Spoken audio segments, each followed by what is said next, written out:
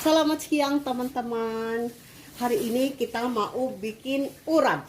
Good morning friends. Today we are going to make an Indonesian salad with shredded coconut. So our ingredients: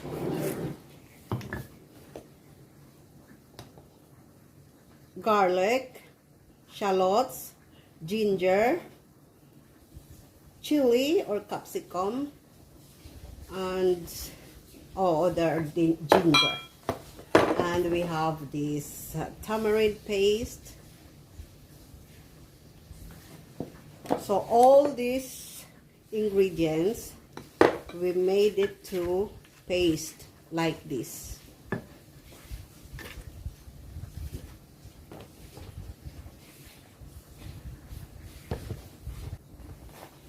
These are my vegetables. I have here bean sprouts, half cooked, long beans, carrots, cabbage, and kangkong. They are all half cooked. And we have here our shredded coconut. So let's start cooking. Ini bahan-bahan kita buat urap. Ada kelapa parut. Aku ada bawang merah, bawang putih, kencur, jahe, cabai gede, cabai merah gede. Terus aku ada asam. Dan aku haluskan semua jadi kayak gini. Oke. Dan sayuran aku iris dan rebus setengah matang. Aku ada kangkung, ada toge, ada kacang panjang, wortel dan kol. Sekarang kita mulai masak, teman-teman. Sekarang kita mau numis bumbu urap.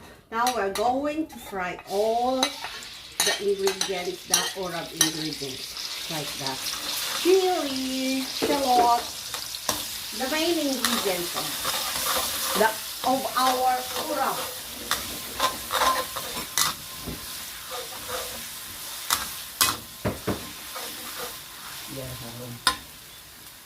Fried it until the aroma come out. Diusing sampai harum.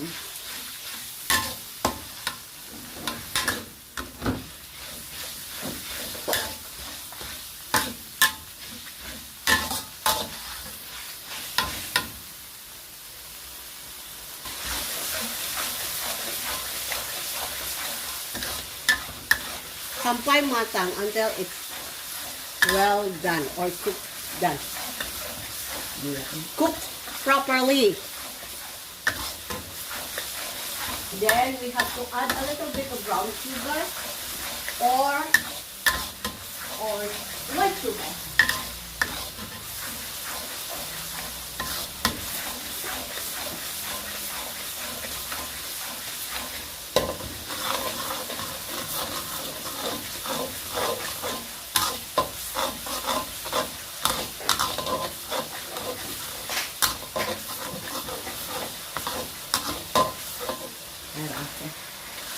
And then mix with the tamarind water.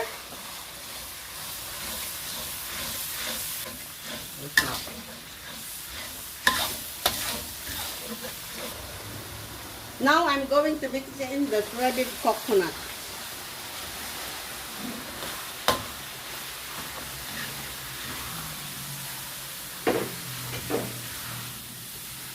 Mix properly.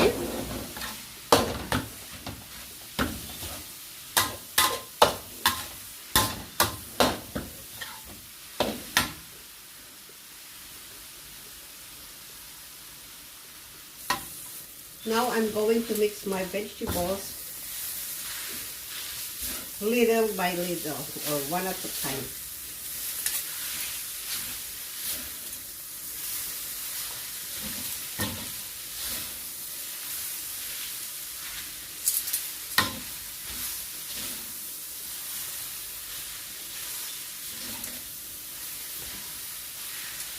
So this is the traditional vegetables for volcano turmeric rice.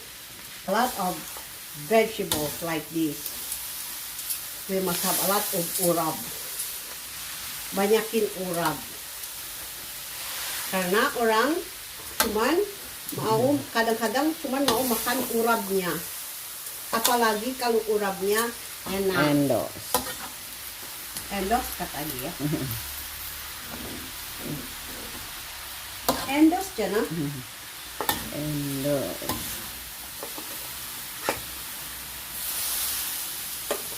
Dan kelapa yang kita pakai buat urap harusnya jangan kelapa yang matang banget, yang tua banget. Yang muda. Gitu dia. So we have to mix it properly para ma-mix properly yung spices niya. Ito yung nagdadala ng urap. Yung kelapa or the shredded coconut. This is already the traditional vegetable salad with coconut, shredded coconut. Ready to eat. So yummy. The taste and the aroma of that spices, just like the ginger, the contour. It's like a kind of ginger also, this contour, but the aroma is stronger than the normal ginger. Okay guys, my version of vegetable urap. Ini urap saya teman-teman. Enak sekali, siap dimakan. Siap ditaruh di nasi tumpeng. Ready to eat. Thank you very much for watching guys.